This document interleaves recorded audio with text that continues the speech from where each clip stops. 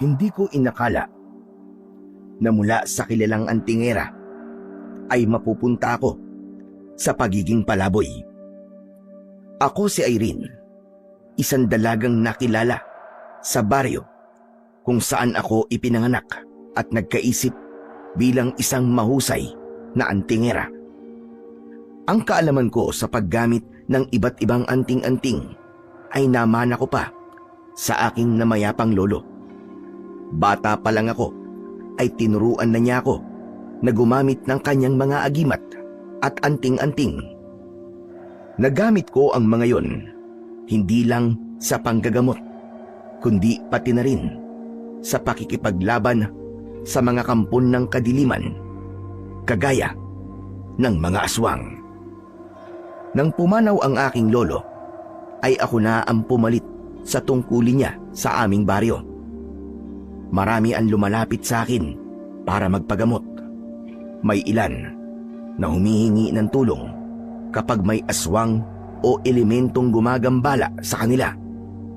Matibay ang aking dedikasyon sa aking tungkulin. Ngunit lahat ay nagbago nang isang sakit ang kumalat sa aming baryo. Isang sakit kung saan maliliit na sugat ang balat ng mga tao. Sinubukan kong bigyan ng lunas ang sakit na iyon, pero labis akong nahirapan. Hanggang sa nagpakalat ng maling balita ang mga taong may inggit sa akin. Sinabi nila na ako daw ang may kagagawan ng kumakalat na sakit. Ayon sa kanila, ginawa ko yon para mas marami ang magpagamot sa akin at lumaki ang aking kita. Kahit ang totoo naman ay hindi ako naniningil. Kung magkano lang ang ibigay nila ay malugod at buong puso ko yung tinatanggap. Nagalit ang mga tao sa akin. Pinalayas nila ako. Hindi lang basta pinalayas, kundi sinunog nila ang aking bahay. At yun ang dahilan kung bakit meron akong peklat sa kaliwang pisngi.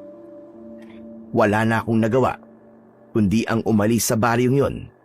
Ang tanging dala ko lang ay ang damit na suot ko at ang anting-anting na unang ipinamana sa akin ng lolo ko. Napunta ako sa kung saan-saang lugar hanggang sa natuto na akong mamalimos para lamang mabuhay. Madalas akong nakatambay sa isang palengke sa isang baryo dahil mababait ang mga tao roon at palaging merong nagbibigay sa akin ng pera at pagkain. Gaya na lamang ng umagang yun. Nakaupo ako sa bukana ng palengke at may lumang lata ng gatas sa aking tabi. Umangat ang mukha ko mula sa pagkakayo ko nang isang matandang lalaki ang napansin kong nakatayo sa aking harapan. Lolo Pedro, kayo ho pala yan. Ang dami niyo naman pong pinamili. Oo nga eh. Alam mo kasi, tuwing Sabado ay nagluluto talaga ako ng marami dahil pinapakain ko ang mga bata sa baryo namin. Aba, napakabait niyo po pala talaga. Hindi naman.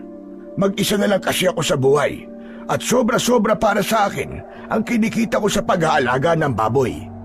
Kaya yung sobra sa biyayang natatanggap ko ay ipinapamahagi ko sa iba. Ay, oo nga pala, kumain ka na ba, Irene? Hindi pa nga po eh. Kulang pa po kasi itong napapalimos ko para makabili po ako ng kahit tinapay man lang. Gusto mo ba na tulungan ako sa pagluluto?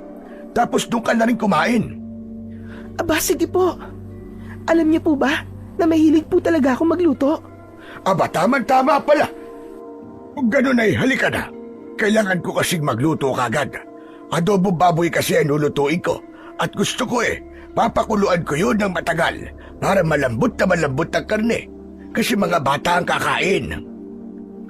Tumayo na ako at tinulungan ko si Lolo Pedro sa kanyang mga daladala. Malaki ang tiwala ko kay Lolo Pedro dahil sa tuwing nakikita niya ako ay palagi niya akong binibigyan ng pera o hindi naman kaya ay pagkain.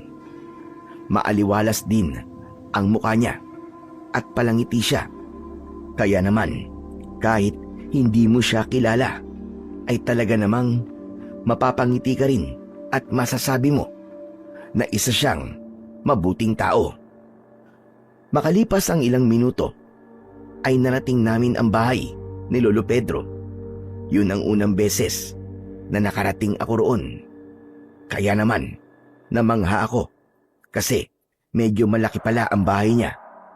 Gawa yun sa matibay na uri ng kahoy at ang bubong ay yero. Pumasok kami sa bahay niya at mas lalo akong namangha dahil sa malinis at maayos ang mga bagay-bagay doon. Dumiretso kami sa kusina at pinaghain ako ni Lolo Pedro ng almusal. Sinangag, itlog at daing na bangus ang inilagay niya sa lamesa. Pinagtimpla niya rin ako ng kape. Kumain ka lang dyan ha. Huwag kang mahiya. Pagkatapos mo kumain, ay saka tayo magsisimulang magluto. Sige po, maraming salamat po. Pero Lolo Pedro, grabe, ang laki po pala ng bahay niyo, no? Tapos, mag-isa lang po kayo rito? Oo. Simula nang mamatay ang asawa ko, ay nawalan na ako ng kasama dito sa bahay. May anak po ba kayo, Lolo Pedro? Meron. 2. Yung isa ay nasa Maynila. Yung isa naman ay nasa ibang bansa. Nakakamiss nga nung mga bata pa sila. Kasi, nandito lang sila. Nakakalungkot naman po. Bakit kahit isa po sa kanila, ay hindi kayo sinamahan dito? Ganito talaga ang buhay ng isang magulang. Hindi ko pwedeng pigilan ang mga anak ko sa gusto nilang gawin sa kanilang buhay. May mga pangarap silang gustong tuparin sa ibang lugar. At ayoko naman na maging hadlang ako para maabot nila ang pangarap na yon. Kaya ikaw, Irene, kapag nagkaroon ka na ng mga anak, ay sulitin mo na ang panahon na kasama mo sila. Dahil kapag lumaki na sila at kaya na nilang tumayo sa sarili nilang mga paa, ay malaki ang posibilidad na iwanan ka rin nila. Naku, wala naman po akong balak mag-asawa at magkaroon ng anak.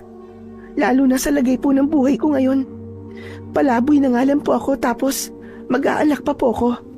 E di, nadamay pa po ako ng inosenteng buhay sa kahirapang meron ako ngayon. Sigurado ako na hindi habang buhay ay nasa ganyan kang sitwasyon. Basta't huwag kang makalimot na tumawag sa Panginoon at samahan mo na rin ng gawa. Pero matanong ko lang, Irene, nasaan pala ang pamilya mo? Parang ang tagal mo na rito sa baryo namin. Pero hindi pa kasi kita nakakausap sa kwento ng buhay mo. Sandali akong natigilan at isang pilit na ngiti ang sumilay sa aking labi.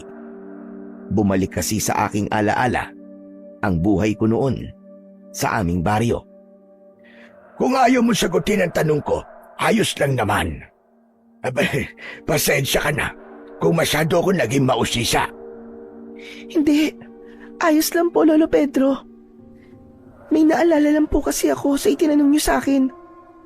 Gaya niyo po, ay wala na po akong pamilya. Nang namatay po kasi ang lolo ko, ay naging mag-isa na po ako sa buhay.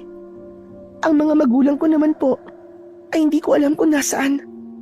Kaya hindi ko rin po alam kung meron pa po akong pamilya. Meron ka palang pamilya noon. Ibig sabihin, ay meron ka rin bahay. Anong nangyari? At naging palaboy ka? Naku, Lolo Pedro, mahabang kwento po. Okay lang po bang huwag ko munang sagutin ang tanong niyo na yan? Abay, walang problema. O sige na, sige na. Hindi na muna kita kakausapin at tapusin mo na ang pagkain mo dyan. Magsisibak lang ako ng mga panggatong sa labas. Sige po, bibilisan ko na lang po ang pagkain para makapagluto na po tayo. Matamis kong nginitian si Lolo Pedro bago siya lumabas ng bahay. Hindi ko akalain na aabot sa ganun ang kabutihan ng puso ni Lolo Pedro.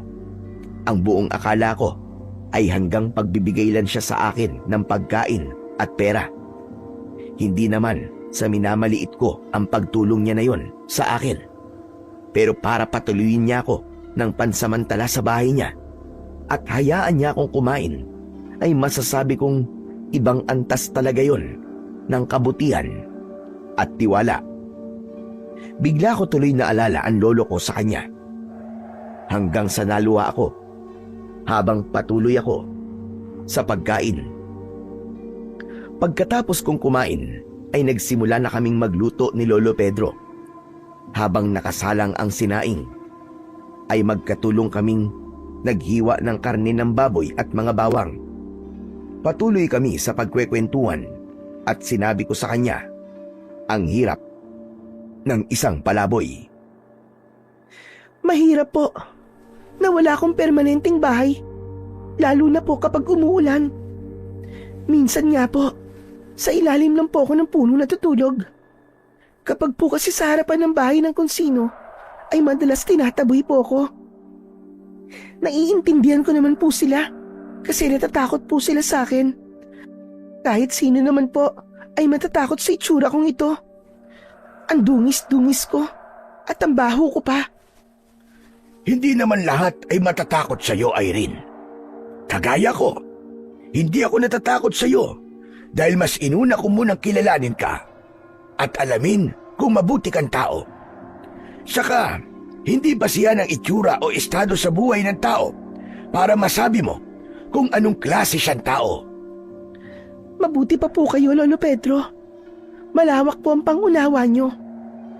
Hindi ako magsisinungaling sa iyo, Irene. Noong kabataan ko, ay mapanghusga rin ako. Pero habang tumatanda ako, ay hinayaan ko ang sarili ko na maging bukas ang isip at mas nilakihan ko ang aking pangunawa sa mga bagay-bagay. Hindi nagtagal ay nagsimula na kaming magluto ng adobong baboy. Naglaga na rin kami ng mga itlog kasabay nun. Labis akong natuwa dahil noon lang ulit ako nagluto matapos ang mahabang panahon. Pagsapit ng tanghali ay dumating na ang mga batang pinapakain ni Lolo Pedro. Tumulong rin ako sa kanya sa pamamahagi ng mga pagkain sa mga bata. Hindi nagtagal ay napuno na ang bakuran ni Lolo Pedro ng mga batang kumakain. Napakasarap ng pakiramdam ko ng sandaling yon habang pinanonood ko ang mga bata. Lumapit si Lolo Pedro sa akin. Gusto mo bang sumabay na rin sa pagkain nila? Busog pa po ako, Lolo. Saka, makita ko lang pong masayang kumakain yung mga bata, ay parang busog na rin po ako. Ganito po pala ang pakiramdam ng nakakatulong, no? Ang sarap po sa pakiramdam. Tama ka. Naniniwala rin ako sa kasabihan na mas mabuti na ang ikaw ang tumulong kesa ikaw ang tinutulungan. Naniniwala rin po ako sa bagay na yan, Lolo Pedro. Masarap po talaga ang tumulong sa kapwa natin sa paraan na kaya natin. Wala pong halaga ng pera ang makakatumbas kapag nagpapasalamat na sila sa iyo. Bakit? Tumulong ka na rin ba noon sa baryo kung saan ka nang galing? Opo, pero hindi po gaya nito na nagpapakain po ako sa mga bata. Hindi naman po ako gaya nyo na maraming pera. Sa anong paraan ka tumutulong? Mahirap po kasing ipaliwanag eh. Tumango na lang si Lolo Pedro sa naging sagot ko at hindi na siya nag-usisa pa. Hindi ko sinagot ang tanong ni Lolo Pedro dahil hindi ko alam kung paano ipapaliwanag sa kanya na tumutulong ako noon sa mga tao sa pamamagitan ng panggagamot at pakikipaglaban sa mga aswang gamit ang iba't ibang klase ng agimat at anting-anting. Nang natapos ng kumain ang mga bata, ay nagpasalamat sila sa amin ni Lolo Pedro. Maya-maya pa ay umalis na ang mga bata at tinulungan ko na rin si Lolo Pedro na hugasan ang mga pinaglutuan namin. Meron siyang poso sa likod ng bahay niya at doon namin hinugasan ang mga yon. Hindi nagtagal ay natapos na kami. Nang nagpaalam na ako kay Lolo Pedro, ay inabutan niya ako ng plastik na may laman na adobo at kanin. Wow!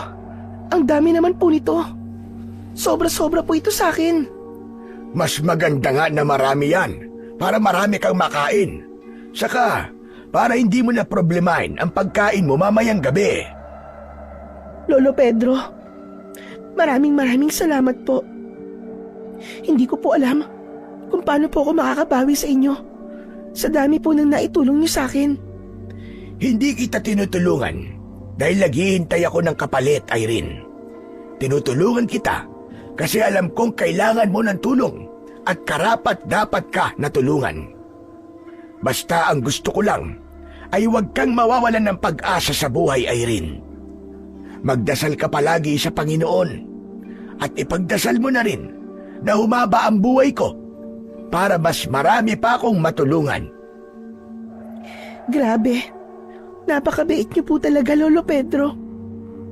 Hayaan niyo po at isasama ko po kayo palagi sa panalangin ko.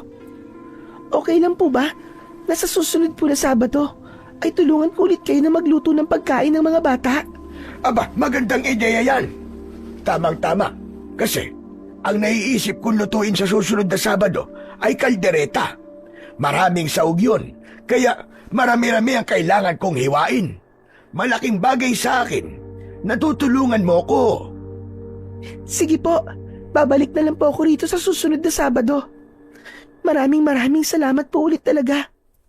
Sige po, Lolo Pedro. Aalis na po ako. O siya, sige. Mag-iingat ka, Irene, ha? Kayo rin po, Lolo Pedro. Masaya akong umalis sa bahay ni Lolo Pedro. Dahil sa maikling oras ay naramdaman kong muli ang masarap na pakiramdam kapag nakakatulong sa iba. Noon kasi ay halos araw-araw akong merong ginagamot. Hindi ako tumatanggap ng anumang bayad at kung ano lang ang ibigay nila sa akin ay bukal sa puso ko yung tinatanggap. May ilang pagkakataon din na nagagamit ko ang kaalaman ko sa paggamit ng anting-anting kapag kailangan kong makipaglaban sa aswang. Ngunit ang mga bagay na yon ay matagal ko nang tinalikuran. Natakot kasi akong may ibang tao na makaalam na may ganun akong kakayahan dahil baka maulit lang ang nangyari noon sa akin. Nang sandaling yon ay napansin ko na matindi ang sikat ng araw. Kaya naisipan kong magpunta sa gubat na malapit sa baryong yon. Doon ako nagpupunta kapag mainit ang panahon dahil marami roong puno na nagbibigay ng lilim. Maya-maya pa ay naglalakad na ako sa loob ng kagubatan. Nagtungo ako sa batis na naroon kung saan ako naliligo. Ngunit nang malapit na ako sa batis ay napahinto ako nang isang matangkad na lalaki ang aking nakita na naglalakad sa aking unahan. Kahit nakatalikod siya, ay kilala ko siya. Si Kapitan Hilario yun ah. Ano kayang ginagawa niya rito sa gubat? At saan kaya siya pupunta? Hindi ko alam, pero naisipan kong sundan si Kapitan Hilario. Siya ang namumuno sa baryo na yon. Kilala siya ng lahat bilang isang istrikto na kapitan na kapag may sinabing patakaran ay dapat sundin ng lahat. Tahimik kong sinundan si Kapitan Hilario. Halos inabot ako ng kalahating oras sa pagsunod sa kanya hanggang sa huminto siya sa harapan ng isang kuweba. Tinanggal niya ang mga batong nakaharang sa bunganga ng kuweba at saka siya pumasok doon. Bakit pumasok siya sa kuwebang yun? Akala ko ba ay ipinagbabawal niya ang pumasok doon? Ito talagang si Kapitan, oo. Magsasagawa ng patakaran, pero siya rin naman pala ang lalabag. Nanatili ako roon ng ilang minuto upang hintayin si Kapitan Hilario. Umupo ako sa ilalim ng isang puno habang nagmamasid sa paligid. Maya-maya pa ay humikab ako dahil bigla akong nakaramdam ng antok. Sumandal ako sa katawan ng puno at saka ako pumikit. Hindi nagtagal ay naramdaman ko ng unti-unti na akong nakakatulog. Hindi ko alam kung gaano na ako katagal natulog nang nagising ako dahil may sumipa sa aking binti. Mabilis akong tumayo at agad kong inihandaan sarili ko sa pakikipaglaban. Mariin kong ikiniyom ang aking mga kamao na parang ako'y isang boksingero na sasabak sa matinding laban. Ngunit agad kong ibinaba ang aking mga kamay nang malaman ko na si Kapitan Hilario pala ang nasa harapan ko. Seryoso ang mukha niya at tila hindi niya nagustuhan na nakita niya ako sa lugar na yon. Ay, pasensya na po kayo. Kayo pala, Kapitan. Akala ko kasi kung sino na. Anong ginagawa mo rito, ha? Nagpapahinga lang po. Saka, dito po talaga ako pumupunta kapag sobrang init po ng panahon. Baka ginagawa mong palikuran ng gubat na to, ha? Naku, hindi po. Grabe naman po kayo manghusga sa akin. Sa palengke po ako nagbabanyo at hindi po rito. Kayo po ba? Kaya po ba kayo nandito? Dahil dito kayo dudumi? Nagpapatawa ka ba? Hindi kasi nakakatawa eh. Naglilibot ako dito dahil gusto kong malaman kung meron ba ditong nagpuputol ng puno ng iligal. Pero Kapitan, parang hindi naman po ganun ang nakita kong ginawa nyo. Nakita ko pong pumasok po kayo ron sa kuweba. Hindi po ba pinagbabawalan yung pumasok ang kahit na sino sa kuwebang yun? Kasi ang sabi nyo ay marami roong makakamandag na ahas. Sinusundan mo ba ako? Opo. Ang ibig ko po sabihin ay opo. Sinundan ko nga po kayo. Pero hindi ko naman po sinasadya. Pupunta po kasi talaga ako sana rito. Doon po sa may batis. Tapos nakita ko po kayo. Nagtaka po ako kung bakit nandito kayo. Kaya po sinundan ko kayo. Nagulat ako nang biglang hinawakan ng maigpit ni Kapitan Hilario ang braso ko at nanlilisik ang mga matang tinignan niya ako. Sinadya mo man o hindi, sinundan mo pa rin ako. Ikaw na palaboy ka. Magpasalamat ka at hinahayaan kitang magpagala-gala sa baryo namin. Gusto mo bang ipadampot kita sa mga pulis, ha? Bakit nyo naman po ako ipapadampot sa mga pulis? Wala naman po akong ginagawang masama. Hindi po ako nagnanakaw at hindi po ako namemerwisyo sa mga tao. Kahit na, pwede pa rin kitang ipahuli sa mga pulis para dalhin ka kung saan ka nararapat. Kaya kung ayaw mong gawin ko yun sa'yo, ay manahimik ka. Huwag mong sasabihin sa kahit na sino na nakita mo akong pumasok sa kuwebang yon. Bakit po, Kapitan? Ano po ba kasing ginawa niyo sa loob ng kuweba? Wala ka nang pakialam doon. Sa bagay, wala dapat akong pakialam kung sabihin mo man sa ibang tao na nakita mo. Dahil wala namang maniniwala sa isang mabahong palaboy na kagaya mo. Ang sakit niyo naman po magsalita, Kapitan. Huwag po kayo mag-alala. Hindi po ako madaldal na tao. Wala po akong pagsasabihan na nakita ko po kayong pumasok sa kuwebang yon. Kahit kayo po mismo nagsabi na bawal pumasok doon. Pwede niyo na po bang bitiwan ang braso ko? Medyo masakit na po kasi. Marahas na binitiwan ni Kapitan Hilario ang braso ko, pero nanatili ang matalim niyang tingin sa akin. Sige na, umalis ka na. At ayokong makikita ka sa gubat na to. Ano po? Hindi po pwedeng hindi na ulit ako pupunta rito. Dito po ako nagpupunta kapag mainit ang panahon. Saka, dun po ako naliligo sa batis.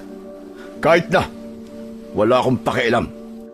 Kapag nakita ulit kita rito, ay ipapahuli na talaga kita sa mga pulis. Huwag mo akong susubukan. Oo na po. Hindi na po ako pupunta rito. Pero Kapitan, ano po ba talaga ang ginawa niyo sa loob ng kuweba? Sinabi nang umalis ka na eh. Opo, eto na nga po, aalis na. Patakbo akong lumayo kay Kapitan Hilario. Sandali ko siyang nilingon at nakatayo pa rin siya kung saan ko siya iniwanan. Nakatingin siya sa akin na para bang sinisiguro niyang aalis na talaga ako. Ano kaya talaga ang ginawa ni Kapitan dun sa loob ng kuweba? Sigurado ako na meron siyang itinatago, kaya ayaw niya akong bumalik dito sa gubat. Kahit gusto kong alamin ang dahilan kung bakit nagpunta sa kuweba si Kapitan Hilario at tila kinikiliti ako ng aking kuryosidad, ay mas pinili ko pa rin na sundin na lang kung ano ang sinabi niya. Ayoko kasing mapaalis sa baryong yun, lalo na't komportable na ako ron. Mahirap na kasing makahanap ng ibang lugar na halos lahat ng mga tao ay mababait. Sa mga naunang baryo kasi na napuntahan ko, ay palagi akong pinagtatabuyan dahil hindi lang palaboy ang tingin sa akin, kundi isang baliw na dapat iwasan. Pagsapit ng gabi ay pinili kong matulog sa ilalim ng isang puno na nasa tabi ng kalsada. Meron doong mahabang upuan na gawa sa kawayan, kaya kahit paano ay komportable roon. Minsan kasi ay merong aso na nakatali sa puno na yon, kaya minsan lang ako nakakatulog doon. Inilagay ko sa ilalim ng upuan ng sako na naglalaman ng mga bagay na napupulot ko sa daan at basurahan na sa tingin ko ay mapapakinabangan ko. Humiga na ako sa upuan at namaluktot ako para kahit papano ay mabawasan ang lamig na aking nararamdaman. Hindi pa man ako tumatagal sa pagkakahiga nang may narinig akong mga lalaki na kumakanta. Sa klase ng boses nila ay alam ko na mga lasing ang mga yon. Hindi ko sila pinansin at nanatili akong nakapikit.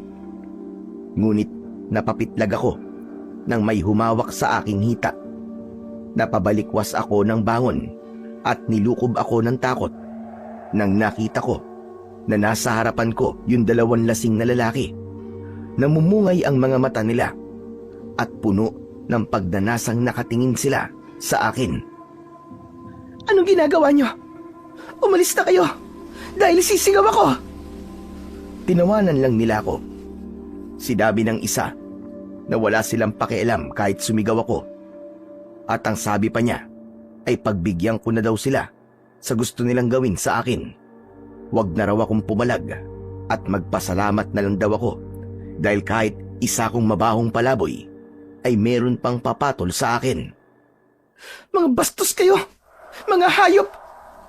Para sa kaalaman nyo, kahit palaboy ako at pabaho, ay hindi ako papatol sa mga kagaya niyong mukhang paa na tinubuan ng muka. Umalis na kayo! Hindi nyo alam ang kaya kong gawin! Magsilayas kayo! Ngunit hindi man lang natakot ang mga lalaki sa sinabi ko. Bagkus ay hinawakan ng isang lalaki ang dalawa kong kamay, habang ang isa naman ay sa mga paa ko. Nagpumiglas ako, pero wala akong laban sa lakas ng dalawang lalaki. Tulong! Tulungan niyo ako! Saklolo! Mga walang hiya kayo! Bitiwan niyo ako! Bitiwan niyo ako! Hindi ako huminto sa pagwawala at pagsigaw. Nang nabitiwan ng isang lalaki ang isa kong binti, ay hindi ko na sinayang ang pagkakataon na yon. Malakas ko siyang sinipa sa muka. Ang isa naman ay kinagat ko ng mariin ang isang kamay. Nang tuluyan na akong nakawala sa kanila, ay mabilis akong tumakbo habang humihingi ng saklolo. Pero sinundan pa rin ako ng dalawang lalaki na para bang hindi sila papayag na hindi nila magagawa ang masamang balak nila sa akin. Tumakbo ako ng tumakbo hanggang sa sumalubong sa akin ang isang matandang lalaki. Kahit papano ay nakaramdam ako ng kaligtasan nang malaman ko na si Lolo Pedro yun na may dalang itak. Anong nangyayari? Abay, bakit ka sumisigaw, Irene? Lo, tulungan niyo po ako. May mga lasing pong gusto kong pagsamantalahan. Agad akong nagtago sa likod ni Lolo Pedro nang malapit na sa amin ang dalawang lalaki. Matapang na hinarap ni Lolo Pedro ang mga yon. Hoy! Mga kamote! Kayong dalawa! Umuwi na kayo sa mga bahay ninyo! O baka gusto nyong isumbong ko pa kayo kay Kapitan at sa mga asawa ninyo? Kilala ko kayong dalawa at alam ko kung saan kayo nakatira. Mga wala kayong magawa sa buhay. Mga bastos! May mga asawa na kayo't lahat, pero gusto nyo pang gawa ng hindi maganda ang babaeng walang kalaban-laban. Sige, ako ang harapin ninyo at tignan natin kung sasagtuin kayo ng itak ko. Naging epektibo ang ginawang yon ni Lolo Pedro dahil umalis na kagad ang dalawang lalaki. Nang wala na sila, ay doon lang ako napahagulgol ng iyak dahil sa sobrang takot. Napayakap ako kay Lolo Pedro dahil pakiramdam ko ay nanghihina ako. Maraming salamat po, Lolo Pedro. Akala ko po talaga ay kung ano na ang mangyayari sa akin. Walang anuman, Irene. Mabuti na lang at narinig at nakilala ko ang pagsigaw mo. Kaya lumabas kagad ako. Ang mabuti pa ay doon ka na muna sa bahay ko magpalipas ng magdamag. At baka mamaya niyan balikan ka ng mga hinayupak na yon. Pumayag ako sa sinabing yun ni Lolo Pedro dahil hindi imposibleng mangyari na balikan nga ako ng mga lalaking nagtangkang gawan ako ng masama. Sumama ako sa bahay niya at pinagamit sa akin ni Lolo Pedro ang mahabang upuan na nasa kanyang sala para doon ako matulog. Binigyan niya ako ng kumot at unan para maging komportable ang aking pagtulog. Pasensya ka na kung dito kita patutulugin. At iisa lang ang kwarto ko rito.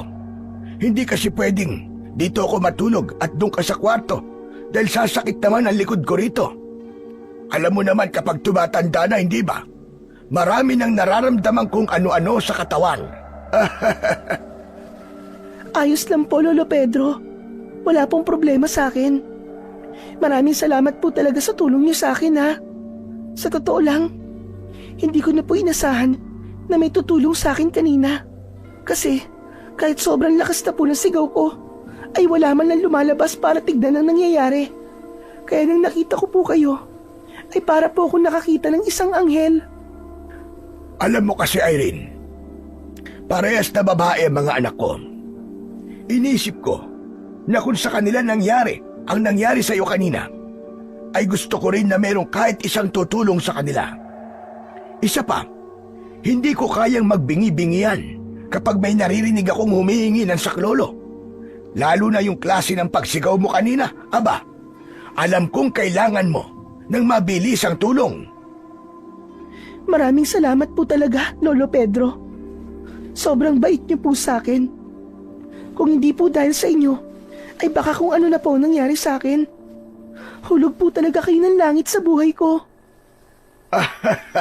Natuwa naman ako sa sinabi mo, Irene. Pero ang importante ay ligtas ka na at hindi nagtagumpay ang mga mokong na yon sa masama nilang balak sa iyo.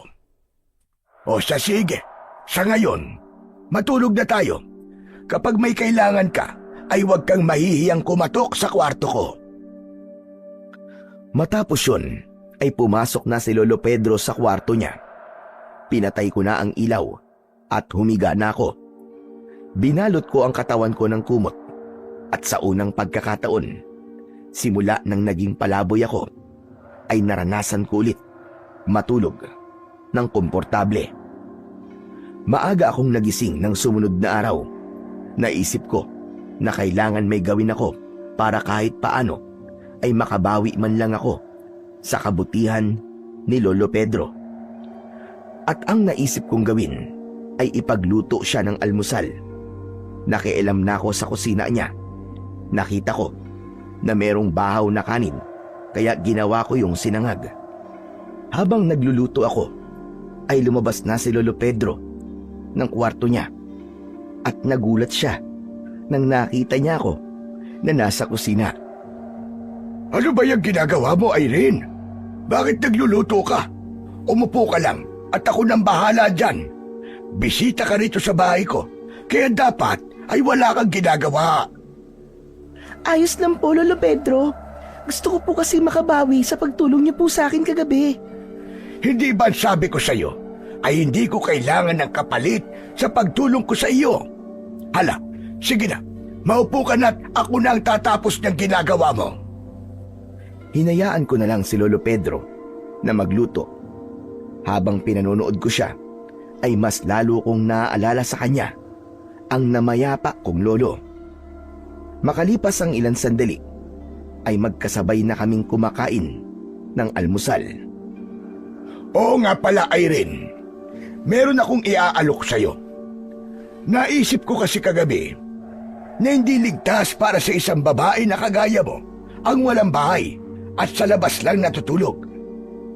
Kaya kung gusto mo at ayos lang sa'yo, dito ka nalang maniraan sa bahay ko. At para hindi ka mailang, kasi baka isipin mong libre ang paninirahan mo rito, pwede mo akong tulungan sa pag-aalaga ng mga baboy. Gusto mo ba yon? Talaga po? Papatirahin niyo po ako rito? Abay, oo naman. Ramdam ko na mapagkakatiwalaan kang tao at mas makakabuti sa'yo ang may permanenteng bahay. Hindi ko po tatanggihan yung alok niyo, Lolo Pedro. Maraming salamat po talaga. Bilisan mo ang pagkain mo at mamaya ay bibili tayo ng mga damit mo sa bayan. May mga damit naman dyan ang asawa ko, pero ayoko kasing ipagamit yon sa iba. Sa totoo lang po, ay dalawa lamang po ang damit ko. Kaya hindi na po ako tatanggi sa alok niyo. Kakapalan ko na lang po ang mukha ko. Kahit sobra talagang nakakahiya. Hindi mo kailangan mahiya sa akin, kasi ako naman ang nag-alok sa'yo. Pero sa pagkakataong ito, ay meron na akong hihingin na kapalit mula sa'yo. Sa totoo lang, ay ngayon lang ako magpapatira nang hindi ko kilala sa aking bahay. Kaya sana naman, kapag handa ka na, ay gusto kong ipakilala mo sa akin kung sino kan talaga, kung saan ka talaga nanggaling at bakit ka naging isang palaboy. Kahit naman siguro ikaw, hindi mo hahayaan na magpatuloy ng isang estranghero sa iyong bahay, hindi ba? Pero huwag kang mag-alala, Irene. Kung hindi mo pa kayang magkwento sa ngayon, ay irerespeto ko yun. Basta't kapag handa ka na, nandito lang ako para makinig. Sige po, Lolo Pedro. Kapag po nakapag-ipon na po ako ng lakas ng loob, magkikwento na po ako sa inyo kung sino po ba talaga ako. Isang malalim na paghinga ang aking pinakawalan. May kabang lumukob sa akin dahil hindi ako sigurado kung magbabago ba ang tingin sa akin ni Lolo Pedro sa sandaling malaman niya ang aking nakaraan. Matapos naming mag-almusal ay nagtungo kami ni Lolo Pedro sa bayan. Ibinili niya ako ng ilang piraso ng damit sa isang mumurahing tindahan ng mga damit para sa babae. Napakasaya ko dahil pakiramdam ko ay bumalik ako sa aking pagkabata dahil noong bata pa ako ay ibinibili rin ako ng lolo ko ng mga damit kapag meron siyang sobrang pera. Nang naglalakad na kami pabalik sa bahay ay nakasalubong namin si Kapitan Hilario. Kapansin-pansin ang pagkabalisa at pagmamadali niya.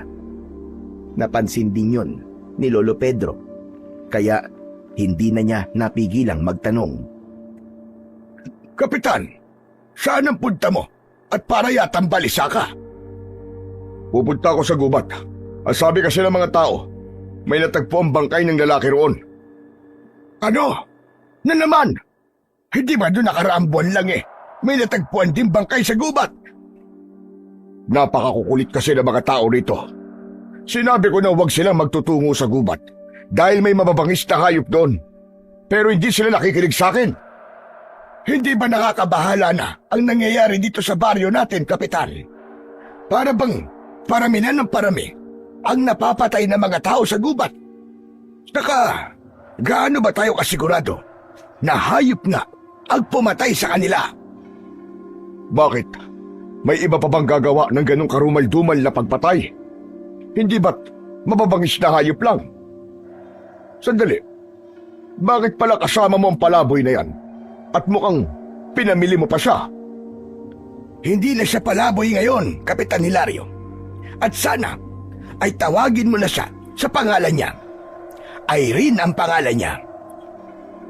Anong ibig mo sabihin, hindi na siya palaboy? Dahil sa bahay ko na siya nakatira ngayon. Kagabi kasi ay muntik na siyang pagsamantalahan ni Nakarding at Emong. Mabuti na lamang at narinig ko ang paghingi ng tulong ni Irene. Kaya lumabas kagad ako para tulungan siya. Hindi naligtas para sa babaeng kagaya niya ang walang permanenteng tirahan. At sana, Kapitan Hilario, pagsabihan mo rin si Nakarding at Emong para hindi na nila ulitin sa iba ang ginawa nila kay Irene. Hoy, ikaw babae. Huwag mong pagsasamantala ng kabaitan ni Lolo Pedro, ha? Kapag nalaman kong inaabuso mo ang pagtulong niya sa'yo, ay ako mismo magpapalaya sa'yo sa baryong ito. Hindi ko po gagawin yan kay Lolo Pedro. Huwag kang mag-alala, Kapitan. Alam kong mabuting tao si Irene. Isa pa, magiging katulong ko rin siya sa pag-aalaga ng mga baboy. Tumatanda na kasi ako at mahina na ang katawan ko. Kaya magandang may makakatulong din ako. Basta, kapag may ginawang hindi maganda ang Irene na yan, ay magsabi ka kagad sa akin, Mang Pedro. O siya, sige, mauuna na ako at kailangan ko nang puntahan yung bangkay. Nang umalis na si Kapitan Hilario, ay saka kami nagpatuloy sa paglalakad ni Lolo Pedro. Nang nakarating na kami sa bahay, ay umupo na kami sa may sala. Alam niyo po ba? Noon pa po mabigat ang loob ni Kapitan sa akin eh. Palagi na lang po siyang galit sa akin kahit wala naman po akong ginagawang masama. Hindi naman ganun si Hilario noon. Naging istrikto lang siya nang mamatay ang asawa niya dahil sa panganganak sa panganay nilang anak. Pagkatapos nun, makalipas lang ang ilang araw, ay ang anak naman niya ang namatay. Kumbaga, binago siya ng mga hindi magagandang nangyari sa buhay niya. Ganun po ba? Nakakalungkot naman po pala ang pinagdaanan ni Kapitan Hilario. Pero hindi po ba? Hindi yun dahilan para hindi maging maganda ang pakikitungo niya sa ibang tao. Lalo na po sa akin. Parang ang bigat-bigat po ng loob niya sa akin eh. Naging mainit na rin tuloy ang dugo ko sa kanya. Hayaan mo na. Hanggang salita lang naman yon. Ay, oo nga po pala Lolo Pedro. Total, ay napag-uusapan na natin si Kapitan Hilario. May sasabihin po ako sa inyo tungkol sa kanya. Alam niyo po ba minsan, nakita ko po si Kapitan na pumasok po dun sa loob ng kuweba sa gubat. Yung sinasabi po niya na maraming makakamandag na ahas. Kaya pinagbawalan niya po tayong pumasok doon. Sigurado ka ba sa sinasabi mo na yan? Baka naman hindi si Kapitan yon. Si Kapitan po talaga yung nakita ko, Lolo Pedro. Nahuli pa nga po niya ako na nakita ko siya. Kaya nagalit po siya sa akin. Ang sabi niya, wag ko raw pong sasabihin sa iba na nakita ko siyang pumasok dun sa kuweba. Pero dahil hindi siya mabait sa akin, hindi ko gagawin ang sinabi niya. Kaya ikinikwento ko po ngayon sa inyo.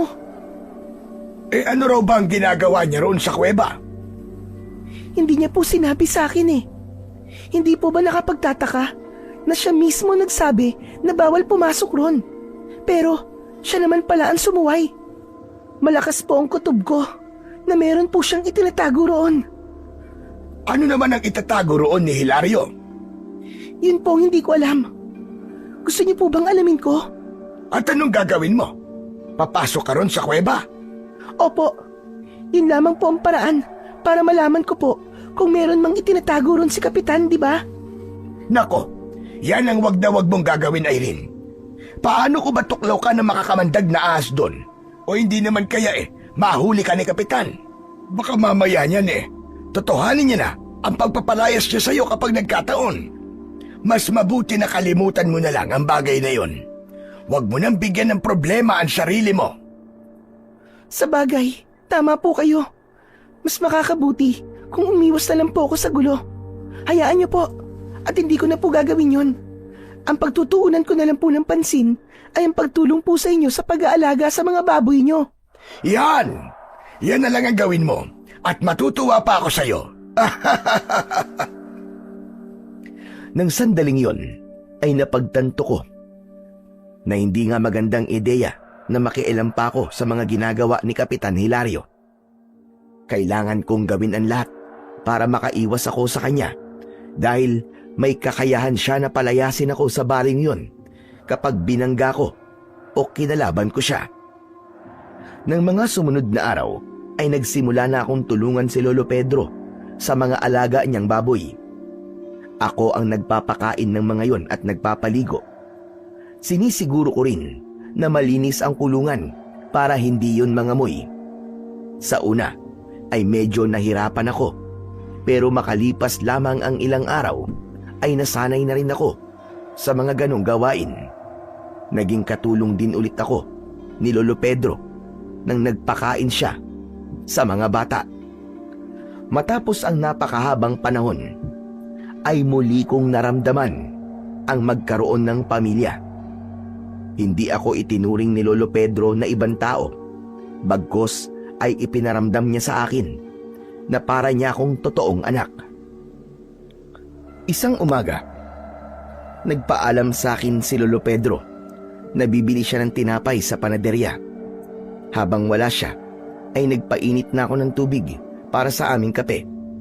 Kumulo na ang tubig at naisaling ko na yon sa termos, pero hindi pa rin siya bumabalik. Naghintay pa ako ng ilang minuto, pero wala pa ring Lolo Pedro ang dumating. Bakit kaya ang tagal ni Lolo? Saan pa kaya siya nagpunta? Ang mabuti pa kaya puntahan ko na siya sa panaderya. Baka mamaya napakwento siya roon. Isinarado ko ang pinto nang umalis ako. Nagpunta ako sa panaderya, pero wala roon si Lolo Pedro. Hanggang sa nakita ko sa hindi kalayuan ang mga taong nagkukumpulan. Nang dahil sa kuryosidad ay lumapit ako roon at nagimbal ako nang malaman ko na isang bangkay ng babae ang kanilang pinagkakaguluhan. Napatda ako dahil sa itsura ng bangkay at sigurado ko na aswang ang salarin sa pagpatay na yon.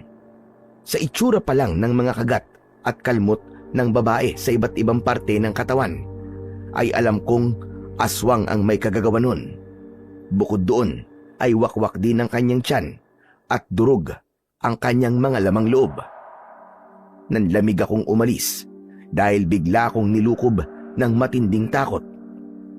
Ibig sabihin ay aswang pala ang pumapatay sa mga tao sa baryong yun. Yun kasi ang unang beses na nakita ko ang biktima ng misteryosong pagpatay na nangyayari doon. Kaya sa oras na yun ko lang napagtanto ang bagay na yun. Pagdating ko sa bahay ay naroon na si Lolo Pedro. Nag-alala siya nang napansin niyang tulala ako at namumutla. Anong nangyari sa'yo? Saan ka ba nagpunta at pag-uwi ko wala ka na rito? Ang tagal niyo po kasing bumalik, kaya hinanap ko po kayo. Tapos, Lolo Pedro, nakita ko po yung bangkay na pinagkakaguluhan ng mga tao. Natakot po ako nung nakita ko yung bangkay. Abay, bakit kasi nagpunta ka pa roon? Doon din kasi ako galing, kaya ako natagalan. Nagkasalisi pala tayo. Sandali, at ikukuha kita ng tubig at namumutla ka para ka nakainom ng suka. Habang kumukuha ng tubig sa kusina si Lolo Pedro, ay hindi maalis-alis sa utak ko ang katotohanang may aswang nga sa baryong yon. Nang pinalayas ako sa baryo namin, ay hiniling ko na sana ay wag akong mapunta sa lugar na may aswang dahil gusto ko na talagang talikuran ang aking nakaraan. Pero mukhang kahit saan pala ako magpunta, ay susundan ako ng aking bangungot.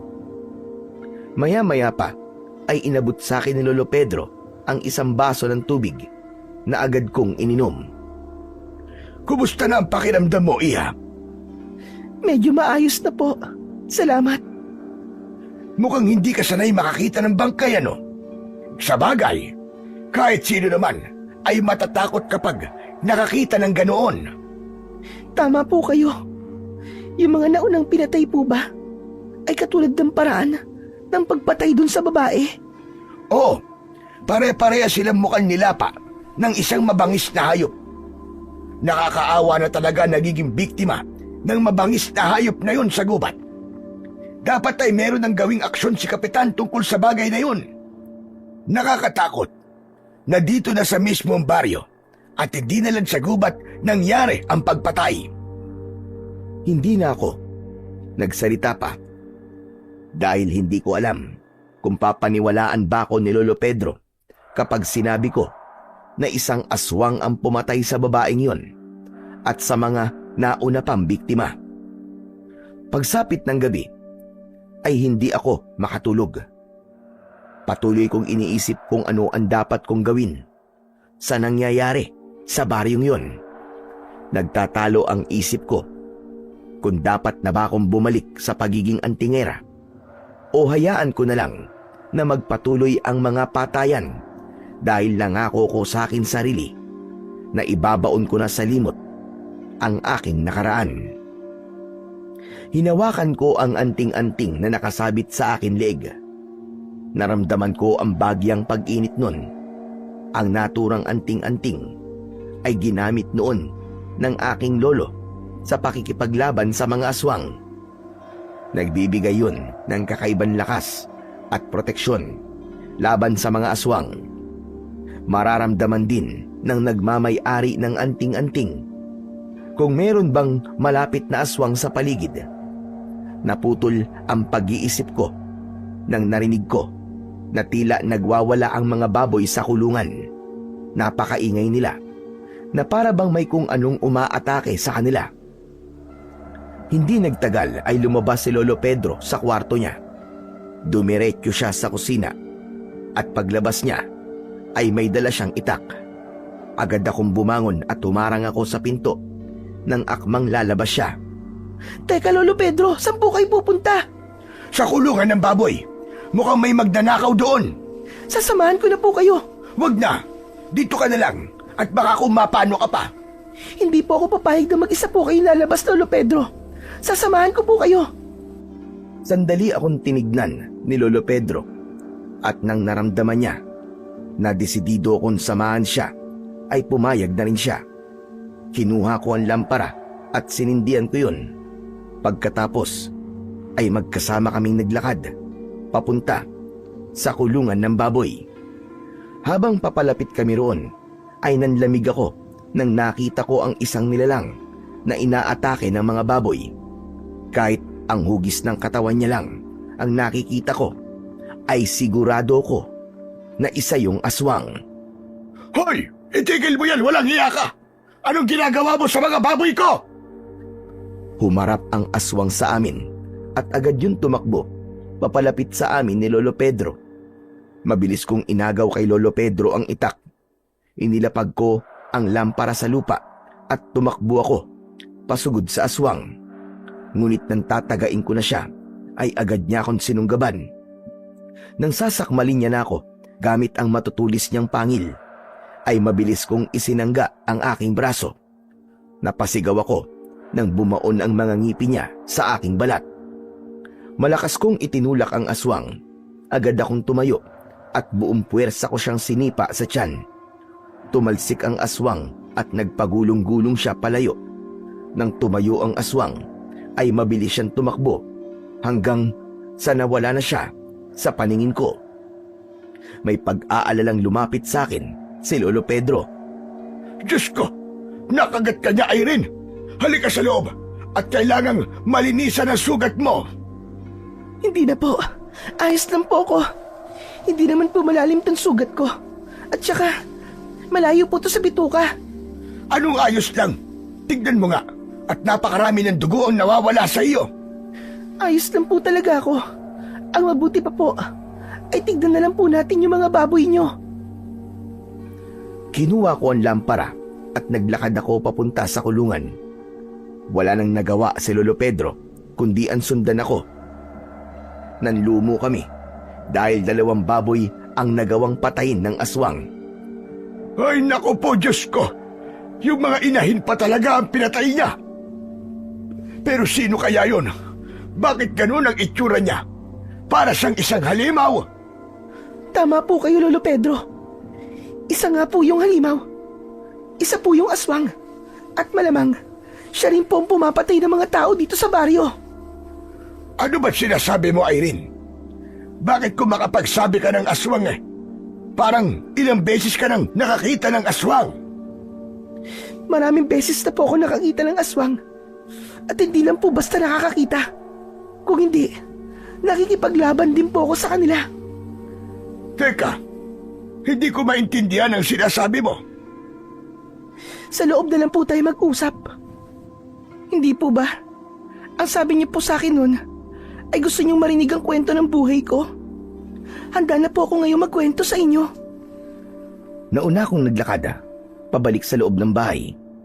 Agad namang kumuha si Lolo Pedro ng panlinis ng sugat at habang nililinis niya ang sugat ko ay nagsimula na akong magkwento sa kanya. Naisip ko na kailangan ko nang sabihin kay Lolo Pedro kung sino ba talaga ako at ano ang aking nakaraan upang mas maunawaan niya ang totoong nangyayari sa kanilang baryo. Sinimulan kong ikwento sa kanya ang naging pagsasanay sa akin ng lolo ko para maging isang antingera. Sinabi ko rin sa kanya ang mga ginagawa ko sa baryo kung saan ako nanggaling. Hanggang sa may nagpakalat ng maling balita na ako ang may kagagawan ng nakakahawang sakit na kumalat noon sa aming baryo. Nagalit po ang mga tao sa akin dahil inisip po nilang totoo ang lahat ng paratang sa akin. Sinabi nilang kailangan kong umalis. Pero nagmatigas ako kasi hindi ko kayang iwanan ang lugar kung saan ako isinilang at lumaki. Pero sinunog po nila ang bahay ko isang gabi habang natutulog ako. Mabuti na nga lang po at nakalabas ako.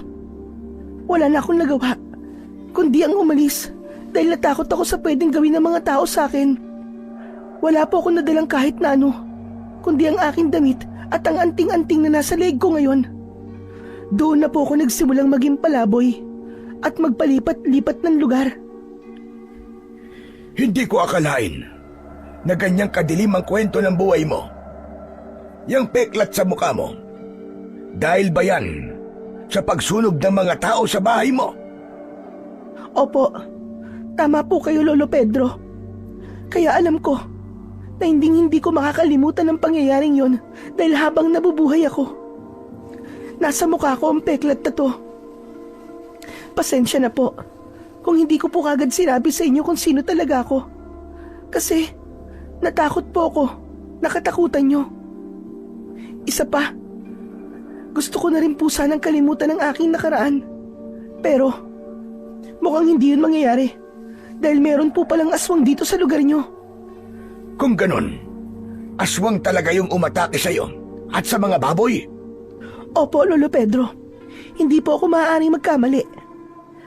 Marami-rami na rin po ako nakaharap ng mga aswang, kaya sigurado akong aswang ang halimaw na yon.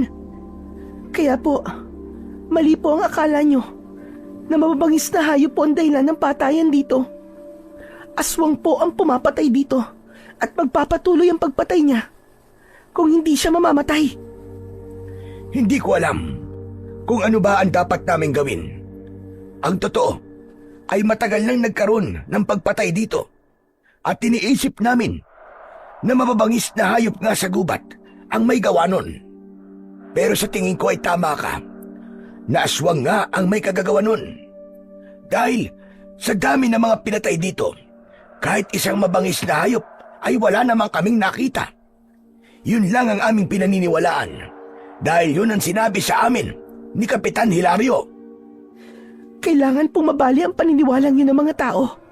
Dapat nilang malaman kung sino po ang totoong kalaban para mas makapag-ingat po sila. Ang problema lang ay kung maniniwala ba sila sa akin. Huwag kang mag-alala dahil may naisip akong paraan para maniwala sila sa atin. Anong paraan po? Kakausapin natin si Kapitan Hilario. Sasabihin natin sa kanya ang natuklasan mo nang sa ganon ay siya naman ang magsasabi sa mga tao. Kapag si Kapitan Hilario ang nagsabi nun sa mga tao, ay sigurado ako na maniniwala sila. Ang tanong po ay kung papaniwalaan ba tayo ni Kapitan? Kailangan niyang maniwala dahil dito nakasalalay ang kaligtasan nating lahat. Malaking bagay na alam ng mga tao na may aswang dito. Gaya ng sabi mo, para yon makapag-ingat sila at seryosohin nila ang patayang nangyayari. Kailangan natin subukang kausapin si Kapitan. Nang sandaling yon ay mas lalong tumindi ang aking kaba dahil wala akong ideya kung papaniwalaan ba kami ng mga tao, lalo na ni Kapitan Hilario. Labis din akong nagpasalamat kay Lolo Pedro dahil naniwala siya sa akin. Ibig sabihin lang nun ay meron akong kakampi sa posibleng magiging laban ko. Kinabukasan ng umaga ay agad kaming nagtungo ni Lolo Pedro sa bahay ni Kapitan Hilario. Pinagbuksan naman niya kami ng pinto at pinapasok niya kami.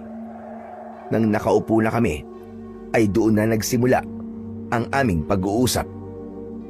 Ano palang kailangan nyo at nagpunta kayo sa akin ng ganito kaaga? Sandali, tama ba ang hinala ko, Lolo Pedro? May ginawang hindi magandang palaboy na yan? Kaya nandito kayo para magsumbong?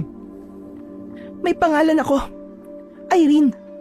Kaya sana, tigilan niyo na ang pagtawag sa akin ng palaboy, Kapitan. Kahit kasi maayos na ang bihis mo at hindi ka na mabaho, ay hindi na maalis sa utak ko ang imahe mo bilang isang palaboy. Yun na nakatatak sa utak ko eh.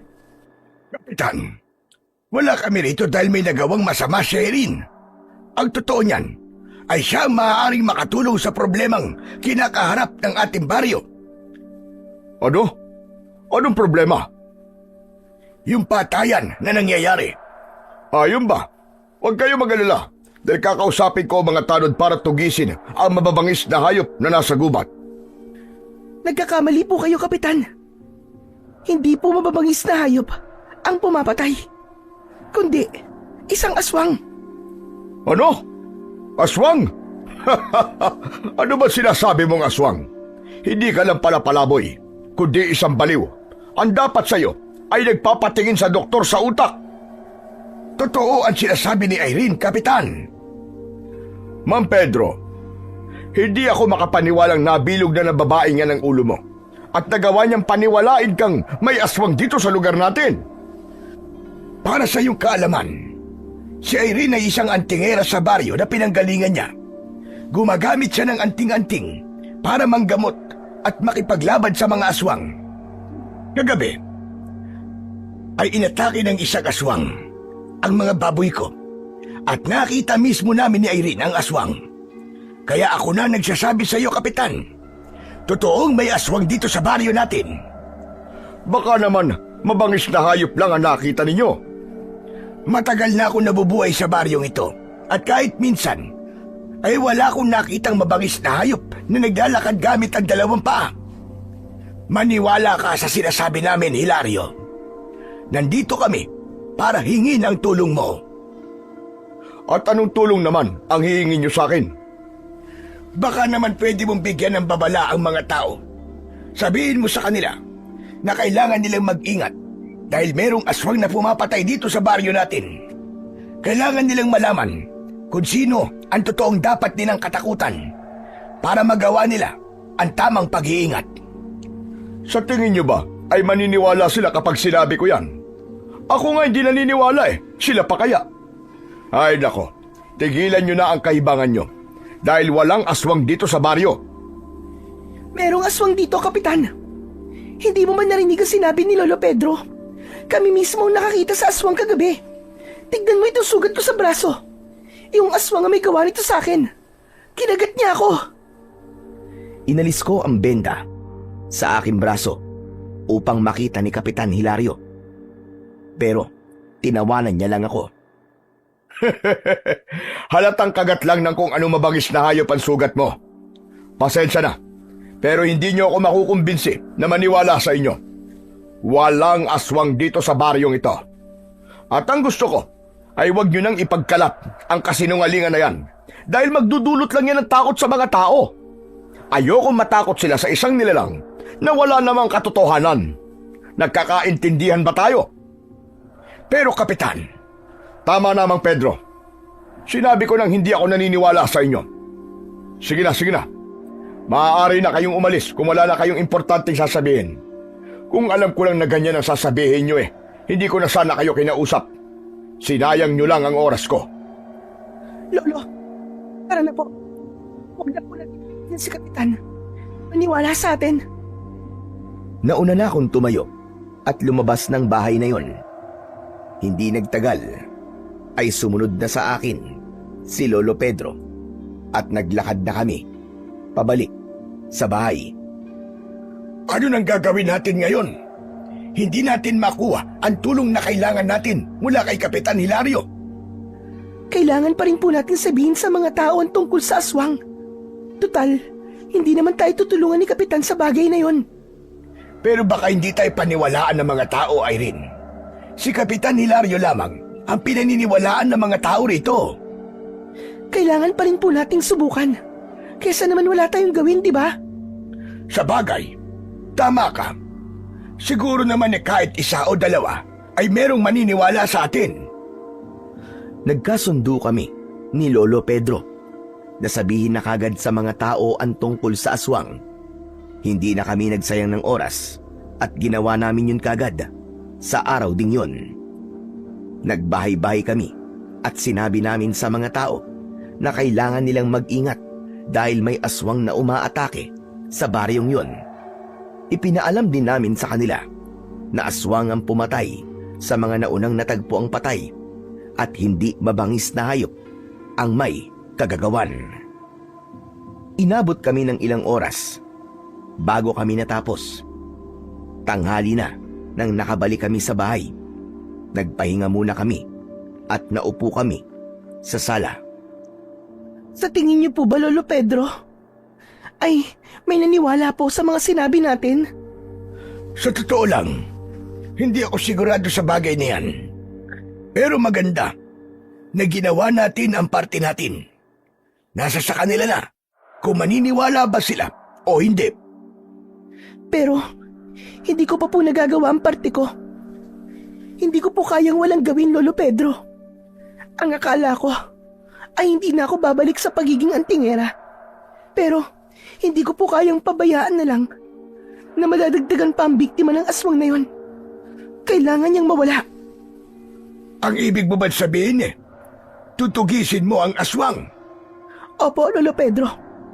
Yun lang po ang paraan para matigil na ang karumal-dumal na pagpatay na nangyayari. Hanggat nabubuhay po ang aswang na yun, ay patuloy na dadami ang biktima niya. Ngunit natatakot ako para sa kaligtasan mo, Irene. Wala na bang ibang paraan para maresolba ang problema natin sa aswang? Wala na po, Lolo Pedro. Hindi na po madadala sa pakikipag-usap sa aswang ang lahat. Dahil noon pa man, ay pumapatay na siya. Wala nang ibang paraan, kundi ang patayin siya. Huwag po kayong mag-alala, kasi meron po ako magagamit na anting-anting. Ito pong suot ko sa leg ko ay mabisang panlaban sa mga aswang. Ito po ang tutulong sa akin sa pagpatay sa kanya. Sa bagay, ikaw lang ang may kakayahan na harapin ang aswang na yon. Wala namang kasing antingero o manunugi sa lugar na ito. Pero Irene, Iha, mag-iingat ka. Kung kailangan mo ng tulong ko, ay magsabi ka lamang sa akin. Huwag po kayong mag-alala, Lolo Pedro. Hindi po ito ang unang beses na gagawin ko ito. Nangangako po ako sa inyo na magtatagumpay tayo. Pero kailangan ko pong maganda at magsanay ulit. Matagal-tagal na po kasi nung huling beses ako nakipaglaban sa mga aswang. Ibinigay ni Lolo Pedro ang suportang kailangan ko.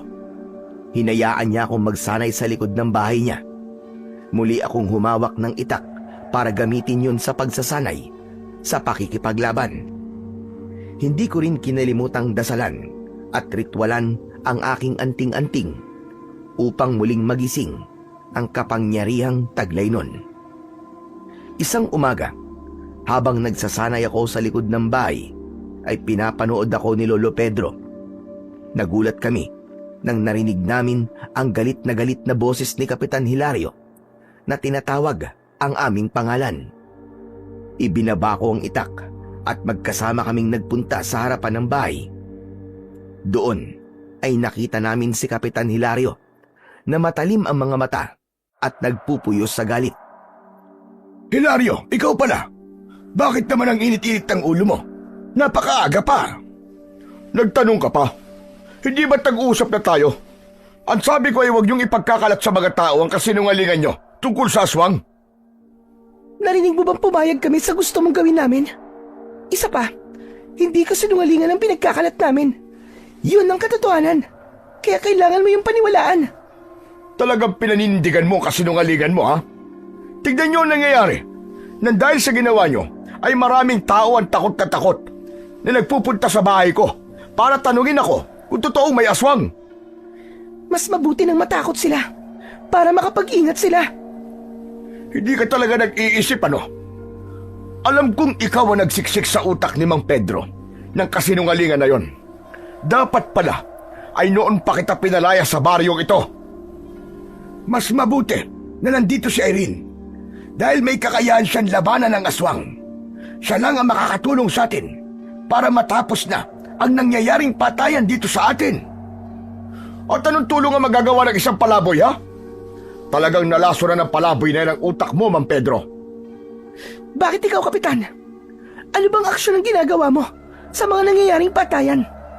Nalaman ko kay Lolo Pedro na matagal na pala itong nangyayari at matagal na kayo naniniwala na mabangis na hayop ang salarin sa mga patayan. Pero ano bang ginagawa nyo? Bakit hanggang ngayon ay may namamatay pa rin sa ganung paraan? Umurong ang dila ni Kapitan Hilario sa sinabi ko na yon. Tila nasukol ko siya sa pagkakataon na yon. Maya-maya pa ay dinuro niya ako habang gigil na gigil siya sa akin na para bang gusto niya na akong saktan. Hindi pa rin ako naniniwala sa inyo. Lalong-lalo na sa'yo. Wala akong tiwala sa'yo. Sisiguraduhin ko na malalaman ko ang dahilan mo kung bakit ka nagpapakalat ng hindi totoong balita sa baryo namin. Hindi pa ako tapos sa'yo, babae ka. Sisiguraduhin ko na magsisisi ka sa ginawa mong ito. Galit na umalis si Kapitan Hilario. Hindi ko maiwasang makaramdam ng takot, lalo na sa huling sinabi niya, dahil may kasama yon na pagbabanta.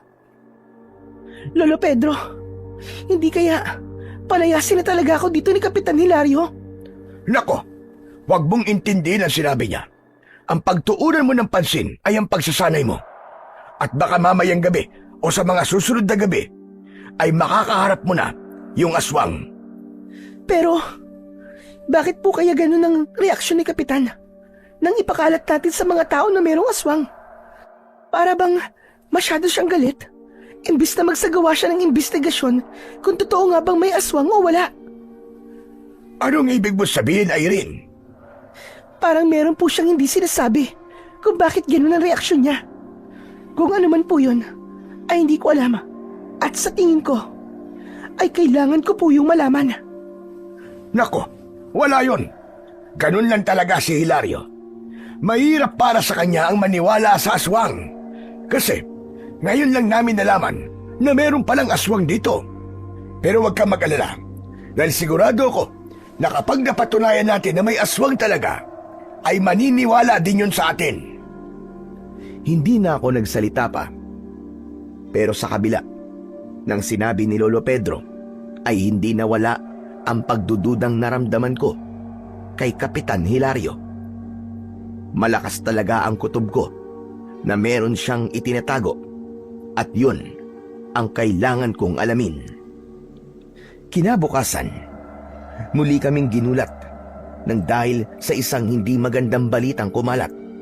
Ayon sa kwento na nakarating sa amin, ay isang pamilya ang inatake ng isang nakakatakot na nilalang.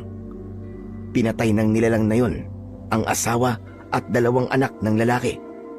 Ayon sa lalaki, ay totoo ang aswang at yun ang pumatay sa buong pamilya nito.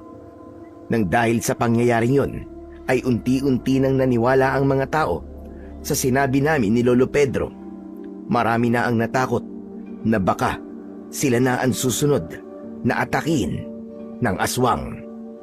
Kaya agad na nagpatawag ng pagpupulong si Kapitan Hilario sa plaza.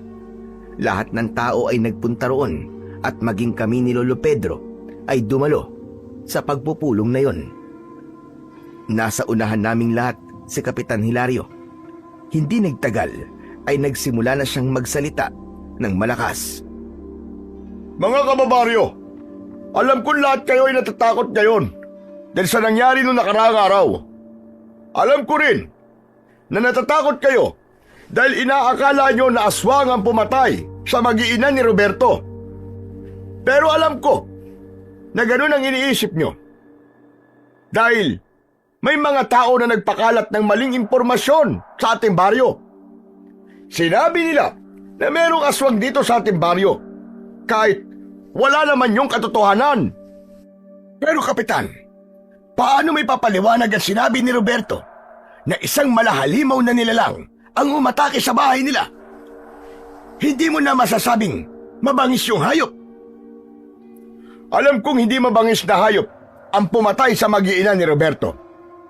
Ang pumatay sa kanila ay isang tao na nagpanggap na isang aswang. Ginamit niya ang kumalat na kwento na may aswang dito sa atin. Nagkunwari siyang aswang upang isipin ng mga tao na aswang nga ang may kagagawa nun para mahirapan tayong tukuyin kung sino ang totoong pumatay. Pero huwag kayong mag-alala dahil hindi ako titigil hanggat hindi nananagot sa batas ang pumatay sa mag-iina ni Roberto.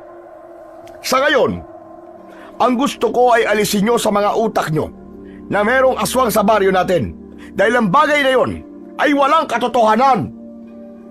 Napailing ako sa mga sinabing yun ni Kapitan Hilario. Ang buong akala ko kasi ay maniniwala na siya na may aswang sa baryong yun matapos ang pagpatay sa mag-iina. Dahil diskumpiyado ko, ay inaya ko si Lolo Pedro na umalis dahil nagsasayang lang kami ng oras sa pakikinig kay Kapitan Hilario. Pagdating namin sa bahay, ay doon inilabas ni Lolo Pedro ang pagkadismaya niya. Buisit! Hindi ko na alam kung ano ang dapat nating gawin para maniwala si Hilario na meron talagang aswang dito. Ilang pamilya pa ba ang dapat mawala bago siya maniwala? Kaya nga po inaya ko na po kayong umalis eh. Kasi baka hindi na po ako makapagpigil. At kung ano pa ang masabi ko sa kanya, baka kapag ganun po ang ginawa ko, ay mas lalo niya po akong pag-initan. Maging ako ay naiinis sa mga sinabi niya, Irene. Hindi siya makakapag-isip ng tamang solusyon kung patuloy niyang itatanggi ang katotohanang may aswang sa baryong ito. Mas lalo po tuloy lumalakas ang kutob kong meron pong itinatago si Kapitan Hilario sa ating lahat. Siguro po mamayang gabi ay mag-uumpisa na po ako magmanman sa kanya. Sa tingin ko ay tama ka. Kahinahinala na ang pagpilit niya sa atin na huwag maniwala sa aswang. Nagpasalamat ako dahil sa wakas ay naniwala na rin si Lolo Pedro na para bang may itinatago si Kapitan Hilario. Hindi ko alam pero may pakiramdam ako na may koneksyon ang sikreto ni Kapitan Hilario sa kung anumang nangyayaring hindi maganda sa baryo na yon. Kinagabihan ay nagmanman ako sa labas ng bahay ni Kapitan Hilario. Bago ako magtungo roon ay sinabi ko sa sarili ko na hindi matatapos ang gabing yon at malalaman ko rin ang itinatago ni Kapitan. Nagkubli ako sa likod ng isang malapad na puno para hindi niya ako makita. Maaga pa lang ay nakapatay na ang ilaw sa loob ng kanyang bahay. Maya-maya pa ay may nakita akong lalaki na papalapit sa aking pinagtataguan. Napakunot ang noo ko nang napagtanto ko na si Lolo Pedro yun. Nang nakalapit na siya sa akin, ay iniabot niya sa akin ang itak. Nakalimutan mo ito, Irene.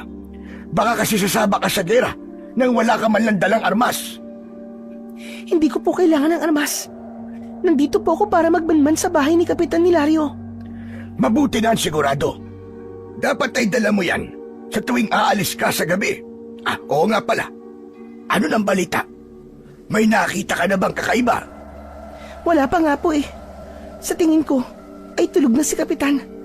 Patay na kasi ang ilaw sa loob ng bahay niya. Aba, oo nga ano. Kung ganun, wala ka nang makikita rito.